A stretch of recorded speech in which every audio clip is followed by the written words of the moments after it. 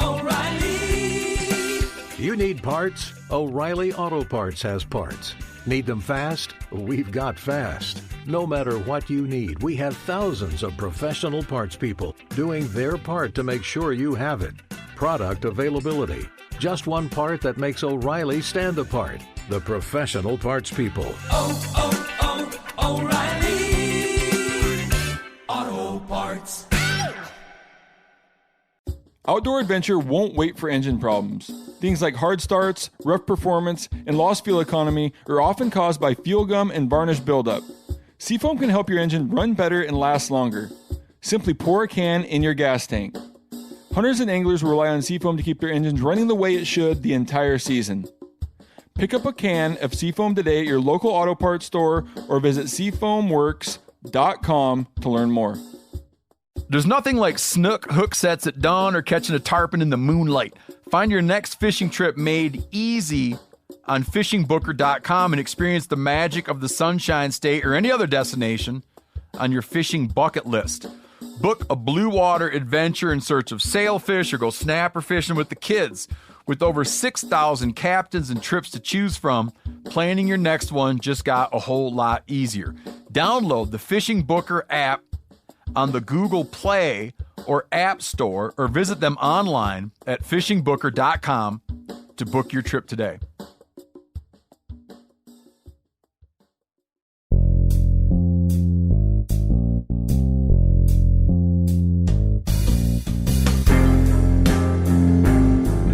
This podcast is presented by Yeti, built for the wild.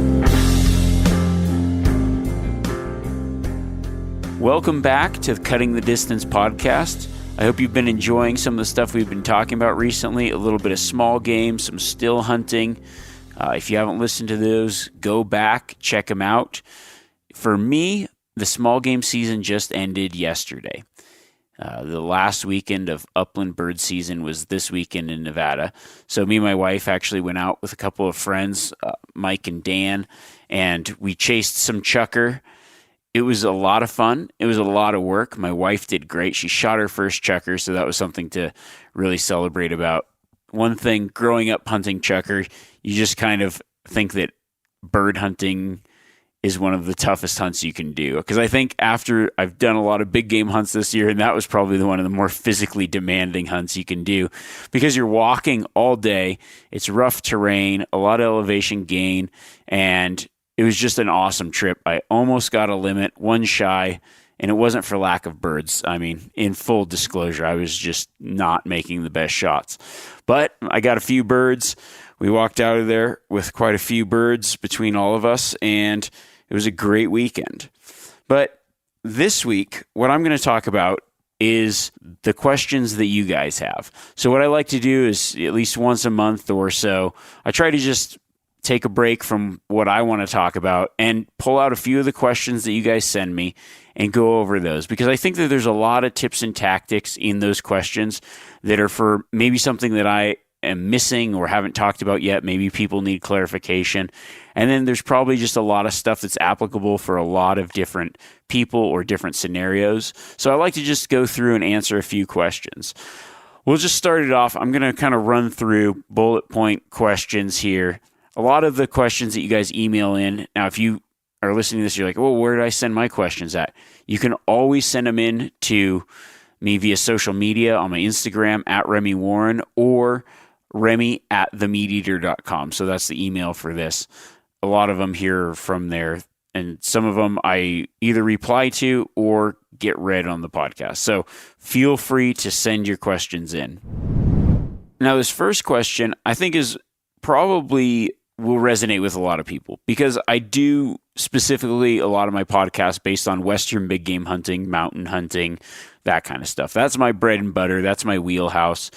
But I think a lot of the tips, I mean, I've hunted a lot of whitetails in Montana and other places, and I think a lot of these tips can also be translated to whitetail hunting, especially when you're talking whitetail hunting in thicker cover. So this question comes from Kel Jackson. He says, big fan, any tips for guys like me who hunt dense public lands? And then he had a little bit of a story, but then he mentions that he lives in Cambridge, Massachusetts, and has been struggling to connect with big game here in New England. He did some food plot rifle hunting where he's from in Alabama, but he'd moved, and now he's been out bow hunting where he lives now about 12 times this past season and had 0 shot opportunities. So he's pretty much asking for some tips on hunting public land whitetails in an area that's really thick, really dense. Now, I did do a little bit of still hunting tactics, which I think taking some of those tips works anywhere for hunting thick cover. A lot of places you hunt, it's not you really can't glass, you can't spot and stalk in that way, where still hunting is just a better form of hunting, or maybe the only form if you don't want to sit. But if you're talking whitetail hunting, here's a couple tactics that I've used.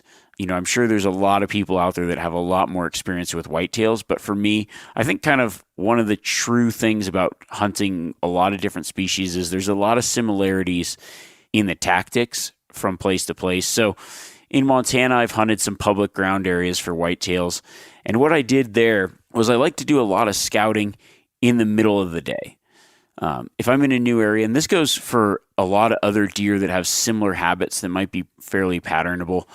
Whitetails, I feel like whether they're on private ground or whether they're on public land, they have routes and trails that they use to feel safe and secure. They have patterns that they use. They have places that they like to feed and things they like to feed on. They have areas that they like to bed in. So I try to find one of those areas, whether it's a food, a bedding area, or a travel area, and kind of concentrate on that. So one of the places that I hunt in Montana is a travel area. It's in thick timber, and I found some good game trails and a lot of sign, and I just sit up and wait. I don't really use tree stands there, but I do set up a ground blind, and I'll call a lot. It's based on a travel route. But I think one of the tactics that I've found is a little bit more successful for whitetails in areas where it's like I can't. A lot of people set up trail cams and other things, which you can definitely do. But if you're just going on public land and you don't want to mess with all that, what I like to do is I will do a lot of my scouting in the middle of the day. The reason is because what I'm looking for is where I find the deer bedding. Now, you might think, well, you want to go in and be very unobtrusive and not disturb the animals. Yes, but if it's a large section of land, you're going to have to cover that area. And the best way to cover it is just by walking around, figuring out where things are. Half the time, what I'll do is I might bump a deer up. If I see the deer running or bump a deer or hear a deer run, what I'll do is I'll mark that area, and then I can come back later, or even then maybe set up a tree stand, set up a blind, and plan on hunting there, because I feel like the deer will continue to use that bedding area. It might be an area that's thicker, it's shaded for most of the day, they feel really secure there. There's a reason that they're probably bedding there. So I mean, a lot of people that hunt private land probably stay out of bedding areas. And once again, I'm not a whitetail expert by any means, but there's just ways that I've been successful on public land for them. I've shot quite a few whitetails that way. My first archery buck, I actually walked into a really thick area, spooked out a deer, thought, okay, this is where they're bedding. Ended up hunting in there the next day, just set up waiting, and shot one of my first bucks with a bow on the ground in there. So there's just a lot of different ways to hunt that. That would be probably the tactic that I do. Now, you might not want to try that during the middle of the season either, though, because if there's a lot of people hunting, you're just going to be blowing out. It just depends on hunter congestion and where you're at, too. I'm not real familiar with hunting the Northeast. I never have, so that's just a tactic that you might want to consider. It might work where you're at, but also just understanding deer movements. Where are they working? You know, if you've got a little bit of undulations in the hill, like pick a feature that might be different. If everywhere's thick and there's a small opening, hunt that, because there might be better food sources. Kind of pay attention to what the deer are eating and moving, and then make your plan accordingly. The next question comes from Jeff from Arizona. So he says, hey, Remy, great podcast on still hunting this week. Thanks for making it. Question, what do you consider perfect quiver size for wide open Arizona muleys? I have a G5 6-arrow quiver, but I'm wondering if I'm toting more than I need sometimes. Yeah, so the thing about quiver and arrows, you could hopefully you only need one arrow. You should bring more than one arrow, though, because in case something happens, you might need to make a follow-up shot. Or if you're in a situation where maybe you missed and you're going to continue backcountry hunt, I like to bring more arrows. You never know what's going to happen. I started out hunting with 3 arrows. Now I carry 7 arrows. So I've been all over the spectrum. The reason I have a 7-arrow quiver, and it's not something that everybody needs, but some of the areas that I hunt, you might be able to hunt multiple animals and pack in. So it's nice to have a few extra arrows. But what I do, whether it's like a 5-arrow quiver, I think is great because I generally always have a couple arrows in my quiver, at least one that has like a blunt tip on it for shooting small game, or even just in the middle of the day practicing, doing what's called roving. And I kind of talked about that on the Small Game podcast. I'm kind of re-saying what I've already said, but it's nice to have that arrow just in case you need it. You probably only need 3 arrows for hunting purposes, in my opinion, because you're going to make a good shot on your first arrow, and then you've got a couple just in case. But it's not bad to have that 5-arrow quiver and maybe put a couple extra practice tips in there. Just make sure that you do something so you don't get them out in the moment and shoot at big game with them. I generally have a blunt tip in there, and I put them behind. I liked the 7-arrow quiver because I could put them behind my other arrows so then I do not get access to my practice arrows. So that's why I have that quiver. One of the main reasons. But I think that a 5-arrow quiver is fine. There's no real reason. If you want a smaller quiver, go for it. Go 3-arrow. I don't think it really makes that big of a difference. If you're noticing some problems shooting because of the weight with it, you could always add a stabilizer off the other side, like a back bar on your bow. I've done that before. But for the most part, the size of the quiver, it's just, if that's what you've got, it probably works fine. But you don't necessarily need 5 arrows, of course. Okay, Pete asks, he says, just started cutting the distance. Great podcast so far. Do you have any recommendations for a good entry-level spotting scope for my first DIY elk hunt this fall? So I would suggest for a good entry-level spotting scope, Vortex is a company that I work with, so I'm familiar with their products, and I've used a lot of their products. They've got 3 levels of optics. So they've got their Diamondback series, their Viper series, which is their mid-range, and then the Razor series. Honestly, I've used the Diamondback. It's the 20 to 60 power with the 60 mil objective lens. I've used that scope quite a bit, and it's actually a really good scope. It's still not cheap, but it's the best price option in there. It's great clarity.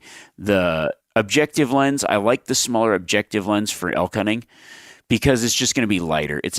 As opposed to a larger scope, you might get more light gathering.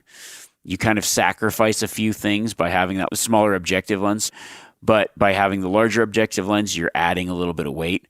That Diamondback scope is it's pretty lightweight, so I think it's easily packable. It's got up to 60 power magnification. It's not maybe a scope that you're going to want to be glassing through all day, so you're going to still use your binoculars, which I suggest anyways. I don't really suggest glassing through a spotting scope a lot. But it's perfect for verifying something at long distance, checking a few spots out long distance, looking through it when you need to, and you still can glass through it at long distance, but honestly, your binoculars are more effective for glassing over a long period of time. So I would say if I'm picking a spotting scope for elk hunting, I'm going to go with that. I'm going to go 60 mil objective lens, something that's got some good magnification. I would say, in that 20 to 60 power range because it's going to give you that extra push over your binoculars. And I think that the lightweight aspect of it is awesome. So I did an episode a few back about application. Actually, if you're thinking about it, Arizona applications are due here pretty soon for elk and antelope. Just if that's something you were going to consider, if that was one of the states that you thought might be a good one for you. But Dave asks, and I had a few people actually ask this about applying as a party, and some people were kind of confused. So Dave asked, if I apply as a party with my friend who has more points, do I hurt his chances, or do we have better odds of drawing by going in together? I have 5 points, he has 10. Should we put in as a party? What would you do? So here's what I would do. If I was Dave, I would definitely put in as a party because, well, it also depends on the state. So you have to first look up what are the rules in the state you're applying for party applications. If it's the state of Colorado, it would hurt the guy with more points because in Colorado, everybody goes in with the guy with the least amount of points. Now, if it's a state like Nevada, Montana, I would say Montana, if you're the guy applying with someone with more points, yeah, do it if they don't mind. But it will hurt the person with more points chances, because what they're going to do is they're going to put you in as one application. And I think this is where some of the confusion came in. So most states, as a rule of thumb, you're applying as one application. So if one person has more points, the other person has fewer, they average the points, and then you go in as one application with that amount of points. Now, let's say, because I also got a question from some other people about, well, are our chances better or worse applying as a party? Because I think some people are confused where two people are in, so do they have two chances in there? No, you always go in with one chance. But really, if you think about it, your odds are insignificantly less if you both have the same amount of points applying for a party, because the only way you would get kicked out is if there are not enough tags to fill the amount of members in that party. So if you put in for an area with 100 tags as a party of 2, and you're in there one time as one application, if your application is drawn, both people are awarded tags. The only time they would not be awarded tags is if you were unlucky, or lucky, I guess, but unlucky in the fact that you drew the last tag. 99 tags had been filled and your party drew the 100th spot, in which case there is only one tag left and there's 2 members in the party on that application. Therefore, you're kicked out, and the next person that applied as an individual would get that tag.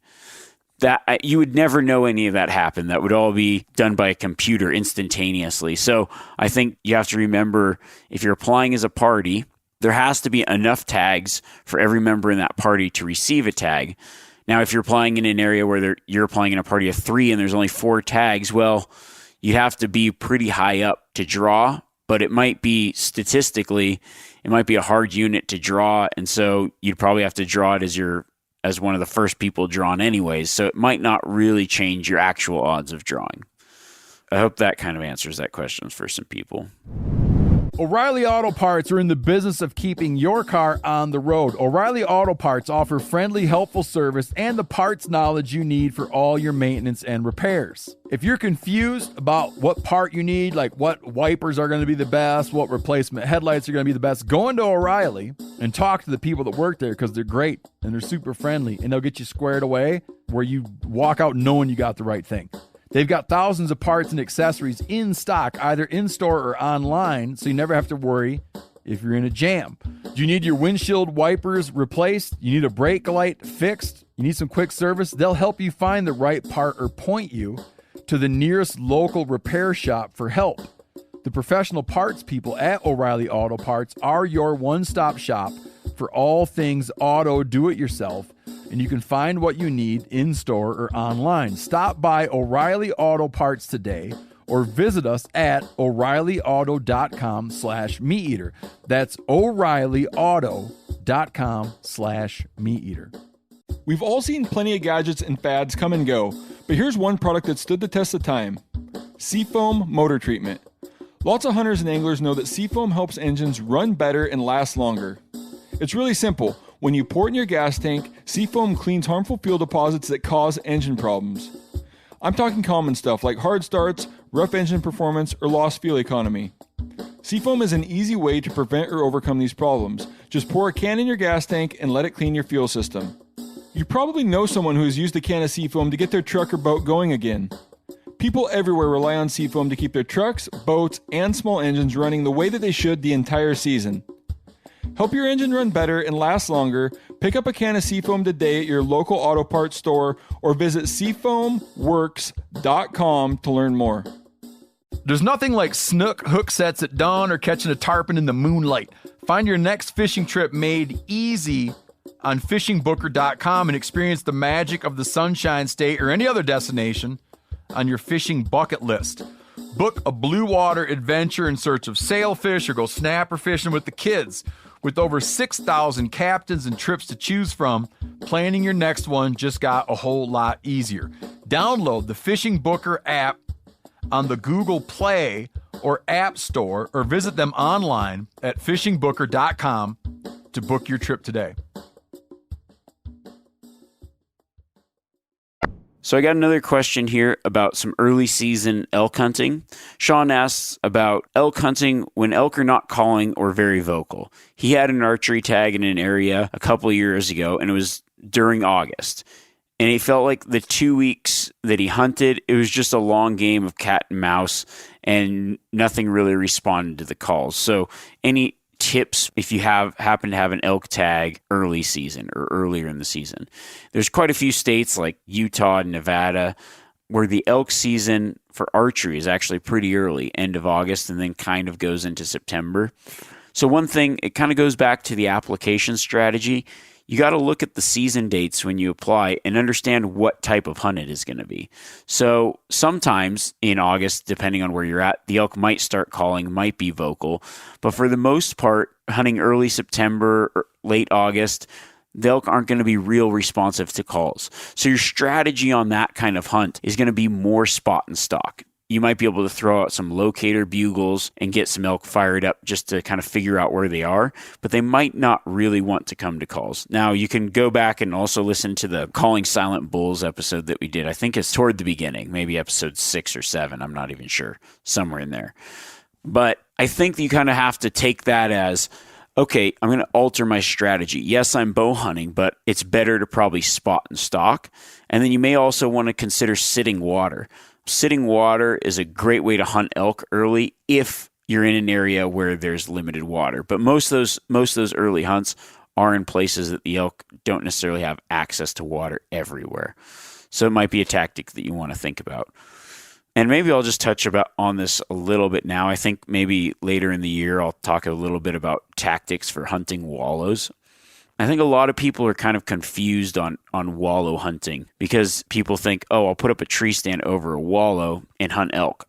But a lot of guys try it early because they think, oh, it's hot and the elk aren't being very vocal or aren't rutting very hard. Well, you might get the occasional elk coming into the wallow, but at that time I wouldn't even consider it a wallow. It would be more of a water hole. They're going to drink. Elk wallow as a sort of perfume to attract cows, assert their dominance, and mark their territory.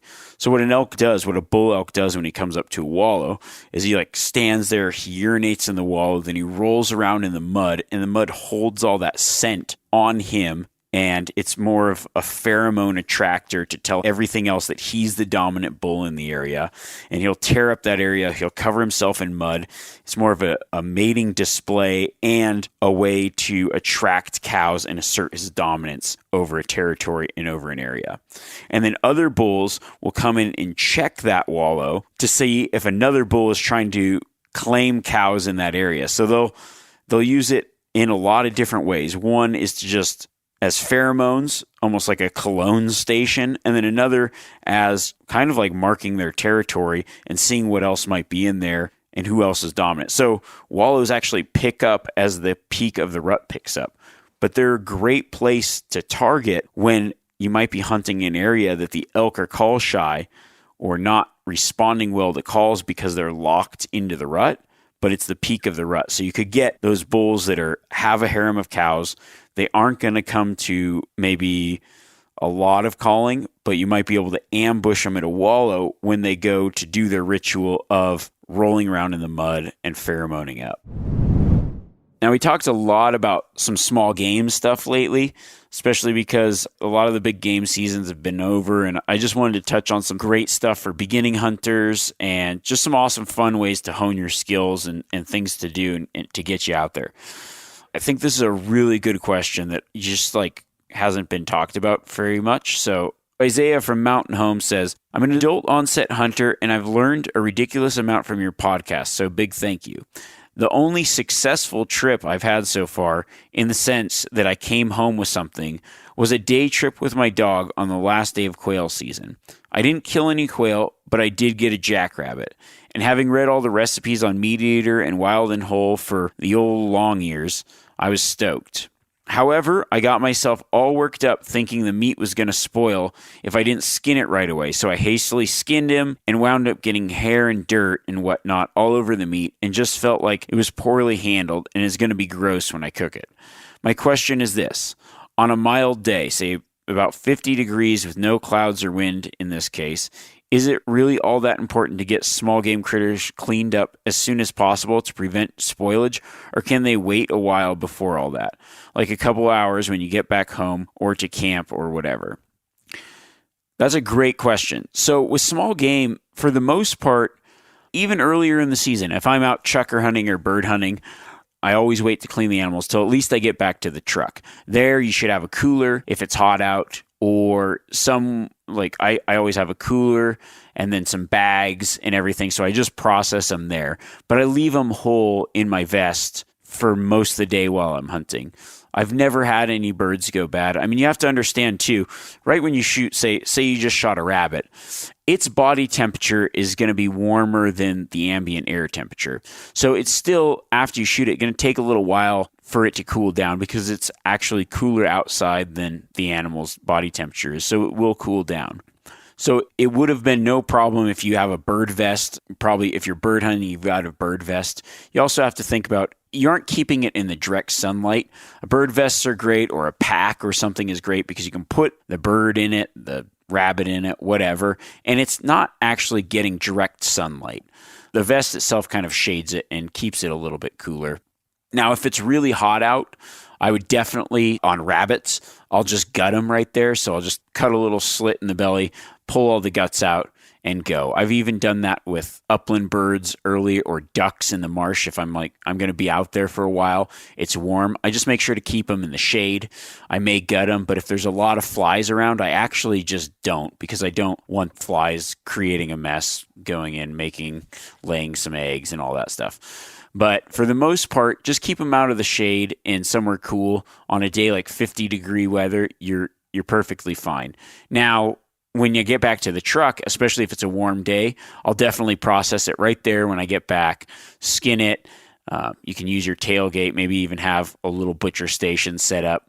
We always have all of our stuff with us, whether it's I use a lot of shears for processing small game. So shears or a knife, some baggies. You don't have to get them super clean, but it's just nice to cut it up, get it clean, and then you can put it in a cooler. And that's what I do. Now, if you live pretty close, you could also wait till you get home. But a lot of times for most small game stuff, I will at least gut it in the field if I can, if I'm not going to pluck it. Now, if it's ducks or something and I'm going to pluck them at home, I like to pluck them first and then gut them. But that's up to you. For the most part, small game animals, especially in not super hot weather, you've got plenty of time. You should be fine. Now, I wouldn't really worry about, in this particular one, you said you got it dirty and some hair and stuff. The meat will still be fine. Just let it air out, clean it up when you get home.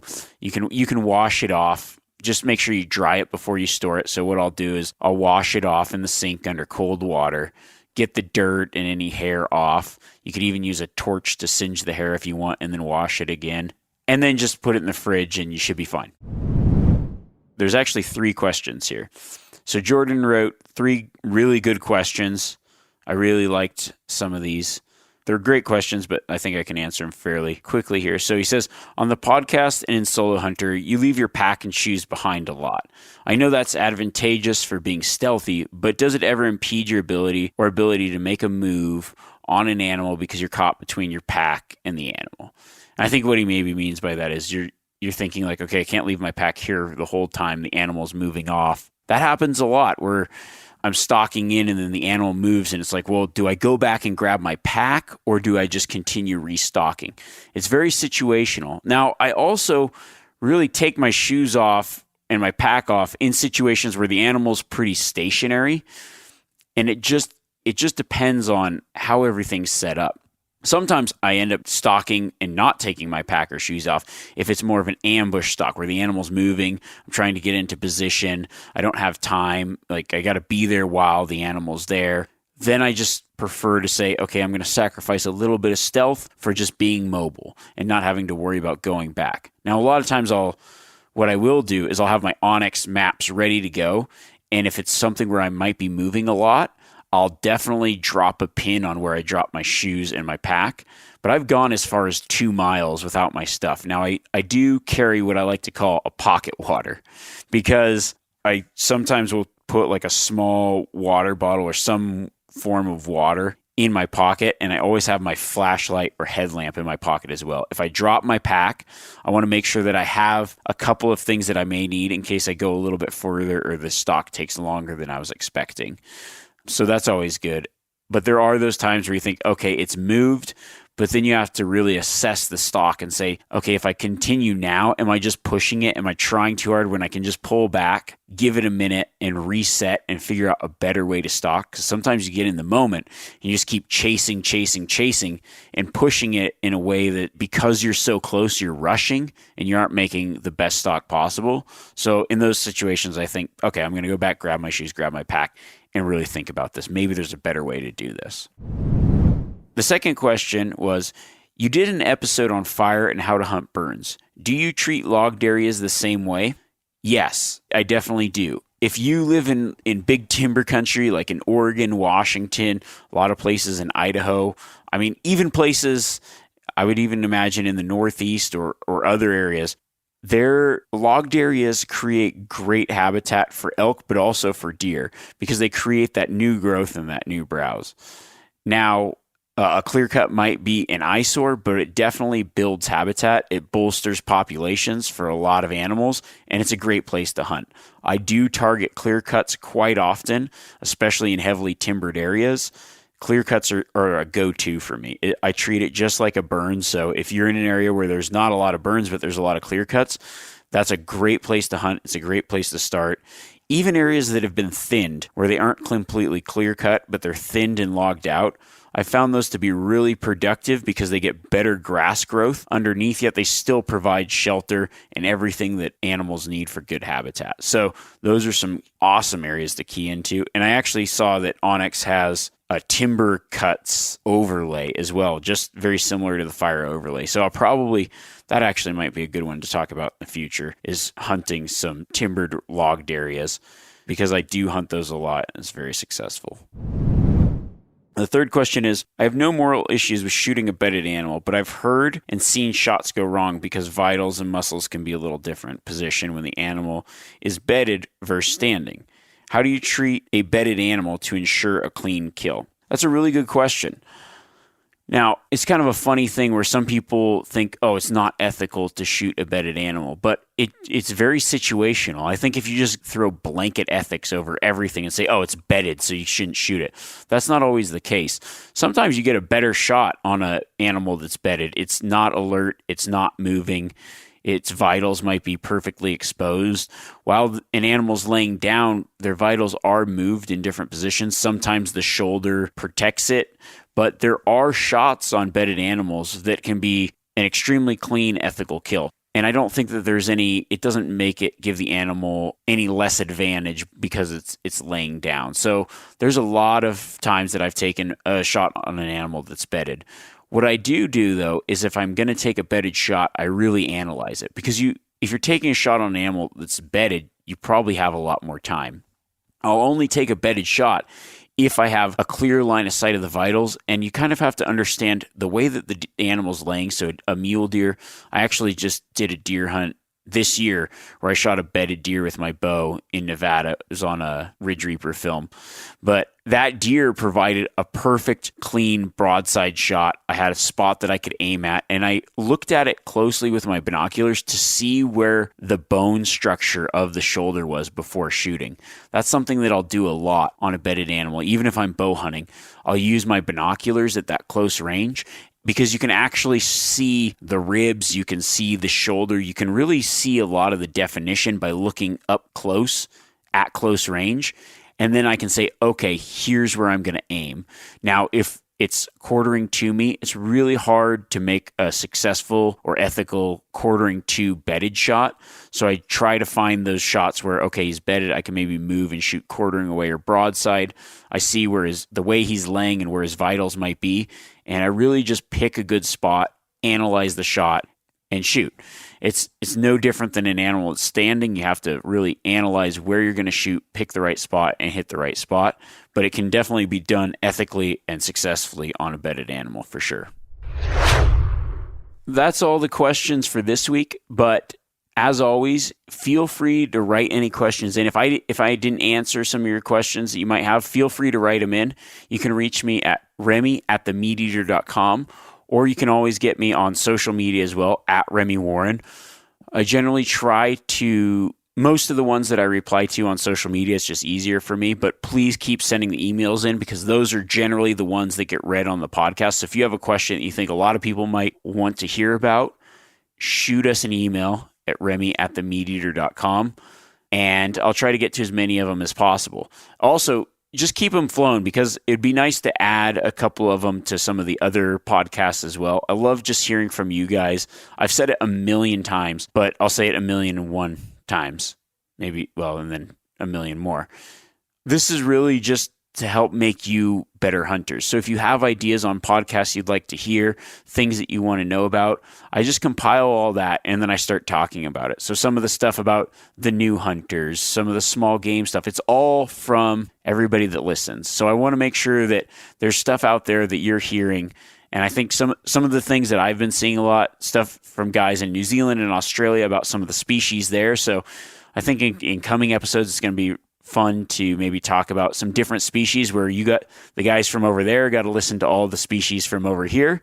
But I think a lot of the tactics are transferable. So I'm going to talk about some different stuff. I've got a lot of questions that I didn't talk about yet on spring bears and a lot of seasonal things, some application stuff. So until next week, keep the emails rolling. See ya.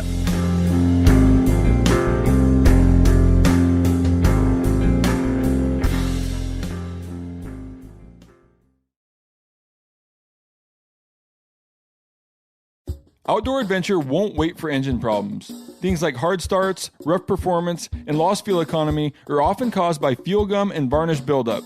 Seafoam can help your engine run better and last longer. Simply pour a can in your gas tank. Hunters and anglers rely on Seafoam to keep their engines running the way it should the entire season. Pick up a can of Seafoam today at your local auto parts store or visit seafoamworks.com to learn more. You ever get that feeling the walls closing in, the concrete jungle suffocating you? You crave some wide open spaces, the chance to connect with nature, maybe in a spot all your own. Well, head over to land.com. They've got ranches, forests, mountains, streams, you name it. Search by acreage. You can search by location. You can search by the kind of hunting and fishing you're dreaming of. Land.com. It is where the adventure begins.